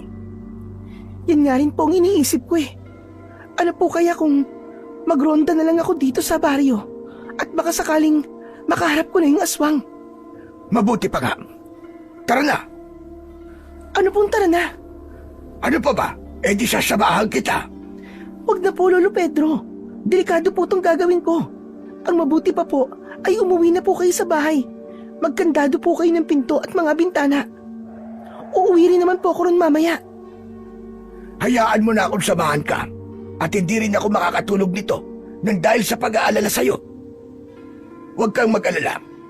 Dahil kung sakaling makita natin ang aswang, ay tatakbo na lang kagad ako. Kaya niyo pa po bang tumakbo ng mabilis? Hindi po ba nung nakarang araw ay nagrereklamo kayo dahil masakit na po ang mga tuhod niyo? Ano ka ba naman? Nung nakaraan pa yon. Ngayon, maayos na ang mga tuhod ko. Saka sigurado ko na kahit masakit ang tuhod ko, ay makakatakbo pa rin ako ng mabilis nang dahil sa takot kapag nakita ko na yung aswang. Magsasalita pa sana ako nang narinig namin ang pagbukas ng pinto ng bahay ni Kapitan Hilario. Hinila ko si Lolo Pedro at umupo kami para walang makakita sa amin. Mula sa aming kinaroroonan ay nakita namin si Kapitan Hilario na lumabas na may dalang lampara. Matapos niyang isarado ang pinto ay luminga siya sa paligid na para bang sinisiguro niya na walang makakakita sa kanya. Hindi nagtagal ay naglakad na siya palayo. Kapansin-pansin na malalaki ang hakbang niya na para bang nagmamadali siya. Saan kaya siya pupunta ng ganitong oras? Hindi ko po alam, Lolo Pedro. Baka naman magroronda siya. Kung magroronda po siya, sana may dala siyang bagay na magagamit niya para ipagtanggol ang kanyang sarili. Nakita niyo naman po na kahit batuta ay wala siyang dala. Sa bagay, may punto yung sinabi mo. Pero, saan naman kaya siya pupunta? Hindi po natin malalaman kung hindi natin siya susundan. Tara na po, bago pa siya mawala. Matapos yun, ay sinundan na namin si Kapitan Hilario. Ginawa namin ang lahat para hindi niya maramdaman na sinusundan namin siya. Hindi nagtagal ay pumasok sa gubat si Kapitan Hilario. Nang sandaling yon ay mas lalong lumakas ang hinala ko na meron talaga siyang itinatago. Malinaw kasi na hindi siya lumabas para magronda dahil sa gubat siya nagpunta. Patuloy naming sinundan si Kapitan Hilario, ngunit nang huminto siya ay agad kong hinila si Lolo Pedro para magtago sa likod ng isang makapal na halaman. Nakita namin na luminga sa paligid si Kapitan Hilario. Kinabahan ako dahil baka naramdaman niyang merong sumusunod sa kanya. Mabuti na lang at nagpatuloy siya sa paglalakad. Makalipas lamang ang ilang sandali. Maya-maya na natin siya sundan. Baka naririnig niya ang yabag natin. Sige po. Naghintay pa kami ng ilang segundo bago kami lumabas sa aming pinagtataguan.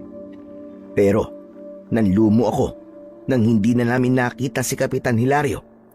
Wala kaming ideya kung saan siya nagpunta o dumaan. Naku po, nasa na si Hilario? Hindi mo ba nakita kung saan siya lumusot? Hindi po eh. Parang ang bilis niyang nawala. Pasensya ka na. Dapat pala sumunod na kagad tayo sa kanya kanina. Ayos lang po, Lolo Pedro. Kung sumunod po kagad tayo sa kanya kanina, ay baka nahuli niya na tayo. Ang mahalaga ay nalaman po natin na nagpupunta siya rito sa gubat ng ganitong oras. Ang kailangan na lang po natin gawin ay alamin kung ano po ang ginagawa niya rito. Hindi ba sabi mo sa akin nun ay pumasok si Hilario doon sa kuweba? Hindi kaya doon siya papunta? Tama po kayo. Tara, pumunta na po tayo ron ngayon. Nagmamadali kaming naglakad ni Lolo Pedro patungo sa direksyon ng kinaroroonan ng kuweba. Mabuti na lang at bilog ang buwan ng gabing yon, kaya kahit paano ay may liwanag ang aming paligid. Dahil kung hindi, mahihirapan talaga kami na malaman ang tamang daan papunta sa kuweba. Nang malapit na kami sa kuweba, ay natigilan kami nang marinig namin ang malakas na pagsigaw ni Kapitan Hilario. Sa klase ng sigaw niya ay para bang nasaktan siya. Nahihintakutang nagkatinginan kami ni Lolo Pedro. Si Kapitan Hilario po yun, di ba? Siya nga, hindi kaya inatake na siya ng aswang? Sa tingin ko po, ay sa kuweba nang gagaling ang sigaw na yon. Nagmamadali kaming tumakbo ni Lolo Pedro papunta sa kuweba. Wala ang mga batong nakaharang sa bunganga ng kuweba, kaya naman sigurado ko na nasa loob nun si Kapitan Hilario. Pagpasok namin dun, ay nakita namin ang lampara ni Kapitan Hilario na nasa lupa. Kinuha yon ni Lolo Pedro at maingat kami na naglakad. Muli naming narinig ang pagdaing ni Kapitan Hilario. Inihanda ko ang sarili ko sa posibilidad na naroroon din ang aswang. Hindi nagtagal ay nakita na namin si Kapitan Hilario.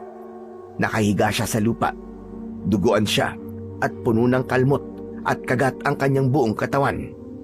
Nagmamadali kaming lumapit sa kanya. Anong ginagawa niyo rito? Umalis na kayo! Nakita po namin papunta kayo rito, kaya sinundan ka namin. Kailangan niyo pong madala kagad sa baryo para magamot ang mga sugat niyo. Pabayaan niyo na ako. Kaya kong sarili ko, umalis na kayo! Hindi ka namin pwedeng iwanan sa kalagayan mo ngayon, Hilario.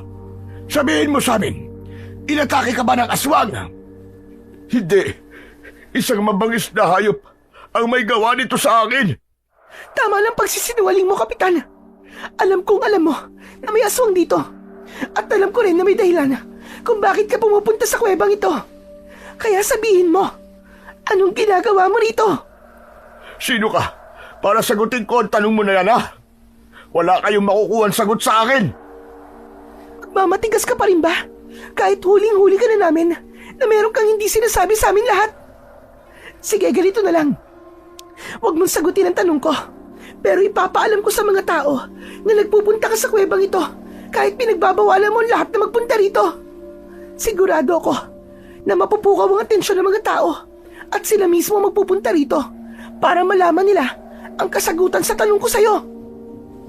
Biglang lumambot ang ekspresyon ng muka ni Kapitan Hilario dahil sa mga sinabi ko. Bumakas ang takot sa kanyang muka at alam ko na naisip niya na posibleng mangyari ang sinabi ko. Mas lalo kong tinapangan ng aking muka para maramdaman niya na hindi ako nagbibiro. Nagulat kami ni Lolo Pedro nang biglang humagulgol si Kapitan Hilario. Sinabi ko naman sa kanya na wag muna siya mambibiktima ng mga tao dahil marami nang naniniwalang may aswang sa baryo natin. At sabi ko sa kanya, hintayin muna niyan tuluyang maniwala ulit ang mga tao na mabangis na hayop ang may kagagawan sa pagpatay bago siya muling umatake. Pero nagalit siya sa akin. Inatake niya ako at saka siya umalis. Sinong tinutukoy mo na umatake sa'yo? Ang aking anak, si Henry. Si Henry? Pero patay na ang anak mo. Hindi ba namatay siya nung sanggol pa lamang siya? Hindi, Lolo Pedro. Hindi totoo namatay ang anak ko. Sinabi ko lang yun sa lahat para maitago ko siya sa inyo. Ang totoo kasi niyan ay isang aswang. Ang aking asawa, nung nagbuntis siya ay umasa kami na hindi mamamana ni Henry ang pagiging aswang niya. Pero nabigo kami. Sanggol pa lamang si Henry ay nakitaan ko na siya ng senyales na isa siyang aswang. Nang nagkaisip siya ay itinago ko na siya sa kuwebang ito dahil hindi siya ligtas sa bahay namin. Kung ganun, yan pala ang dahilan kung bakit pinagbabawalan mo kaming magpunta sa kuwebang ito. Pero hindi mo ba naisip ang peligrong dala ng ginawa mo, ha, Hilario? Nang dahil sa anak mo, ay maraming buhay ang nawala. Masisisi niyo ba ako? Isa akong tatay na nagmamahal sa kanyang anak. Kung ikaw pa nasa katayuan ko, anong gagawin mo, Mang Pedro? Anong gagawin mo? Hahayaan mo na lang ba? Nakatakutan at patayin ng mga tao ang anak mo dahil isa siyang aswang? Nang sandaling yun, ay naintindihan ko na ang lahat. Maging ang pagtatago ni Kapitan Hilario sa kanyang aswang na anak ay naunawaan ko Pero kahit santig ng anggulo ay mali pa rin ang kanyang ginawa. Tama si Lolo Pedro. Maraming tao ang namatay dahil sa aswang. Maraming pamilya ang naulila at kailanman ay hindi na makakasama ang mahal nila sa buhay. Habang patuloy sa pag-iyak si Kapitan Hilario, ay tumayo ako at mahigpit kong hinawakan ang itak. Kapitan, sabihin mo sa akin, saan nagpunta ang anak mo? Saan nagpunta ang aswang? At bakit gusto mo malaman kung nasan siya? Patawarin niyo ako, Kapitan. Pero kailangan nang mawala ang anak niyo. Kailangan na siyang mamatay. Hindi niyo ba naisip na maging kayo ay hindi na rin ligtas sa kanya? Kayo ang tatay niya, pero nagawa pa rin niya kayong atakihin. Sigurado ako na hindi magtatagal ay pati kayo papatayin na rin niya. Marami na akong aswang na nakaharap at sigurado ako na ang anak mo ay isang uri ng aswang na hindi kayang pigilan ng kanyang sarili kapag nagugutom siya. Tumigil ka! Hindi ako papayag. Napatayin mo ang anak ko! At gugustuhin mong mas marami pang mamatay sa baryo mo, ganun ba? Hindi ba ikaw ang kapitan? Ikaw ang dapat nangunguna na magprotekta sa amin.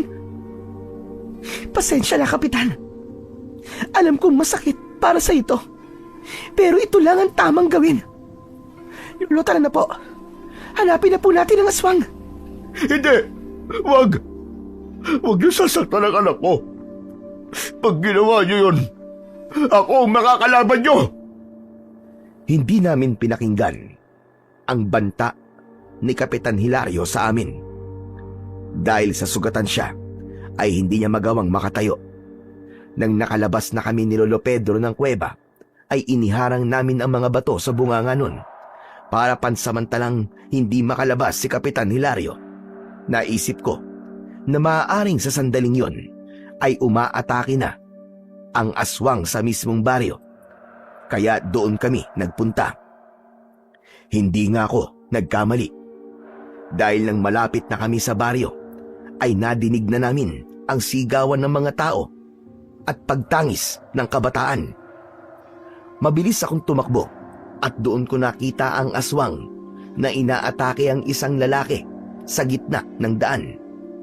Habang tumatakbo ako papalapit sa aswang, ay hinawakan ko ang aking anting-anting ng maigpit. Nang maramdaman ko ang bagyang pag-iinit nun, ay alam ko na handa na akong makipaglaban. Nang nakalapit na ako sa aswang, ay malakas ko siyang tinaga sa likod.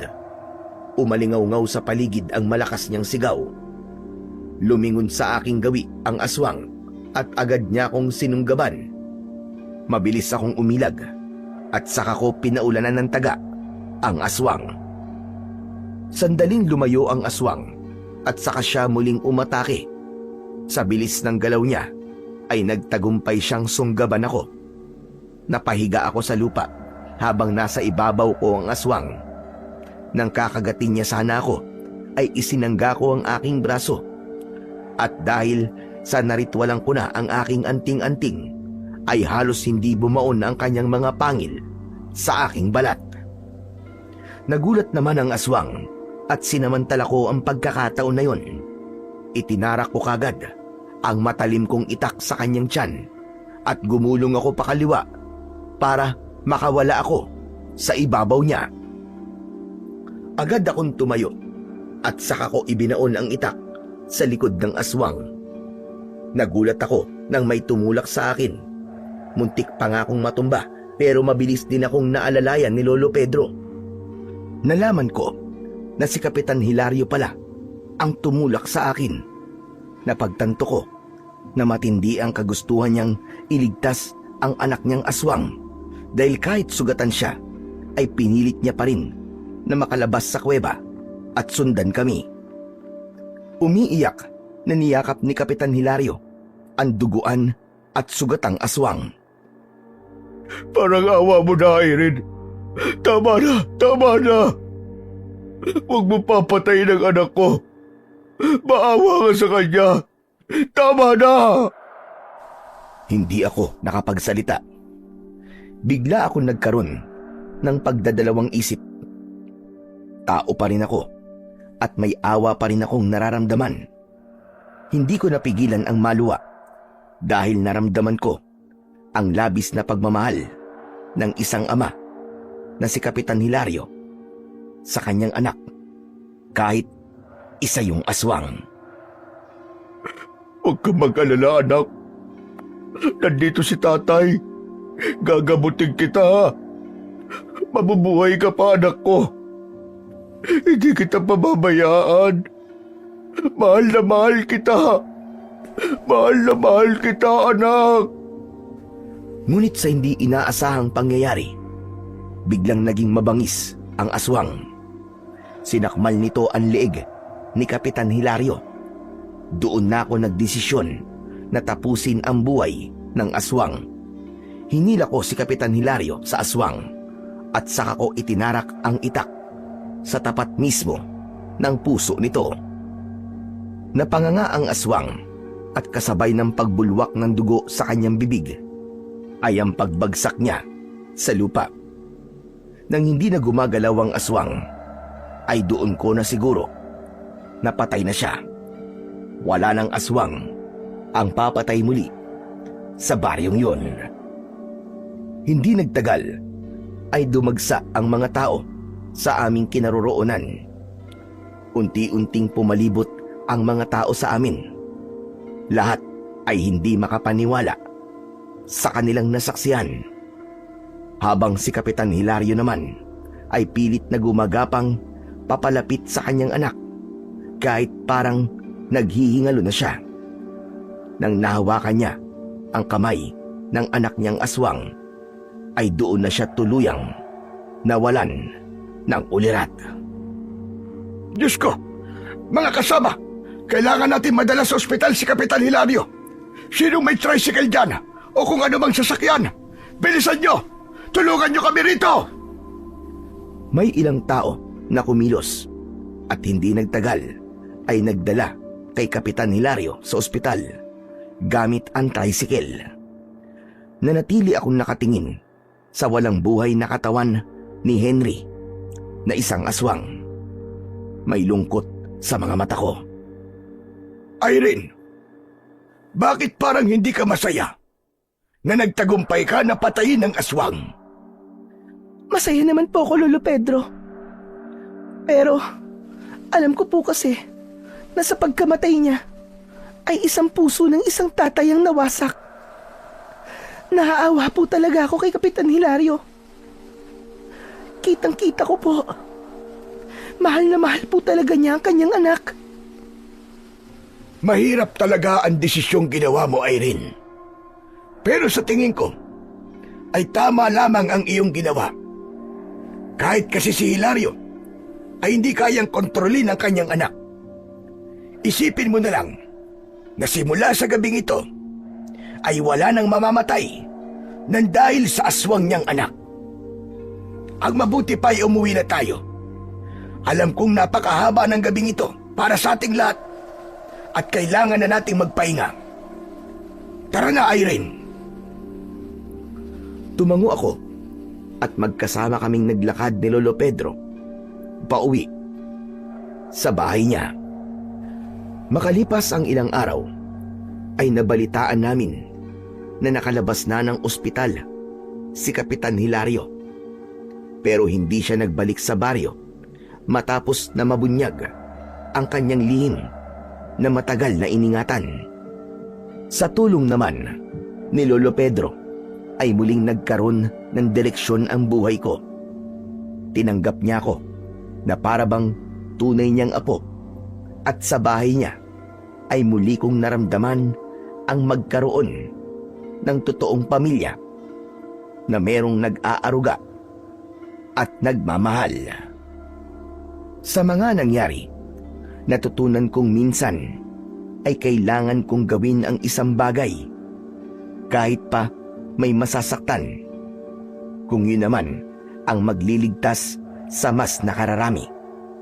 Naniniwala rin ako na hindi pa yon ang huling pakikipaglaban ko sa mga kampon ng kadiliman tulad ng aswang. Kaya palagi akong naghahanda Nangako ako sa akin sarili na palagi kong ipagtatanggol sa puwersa ng kadiliman ang baryong tumanggap sa akin bilang isang antingera na dating palaboy.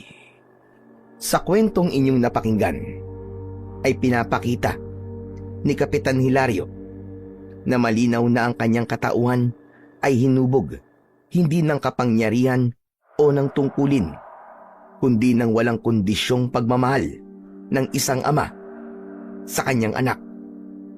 Matagal niyang itinago at ipinaglaban ng kanyang anak, kahit pa ito'y isang nilalang na kinatatakutan ng marami, sapagkat sa kanyang mga mata, anak pa rin itong karapat-dapat na mahalin at ipagtanggol.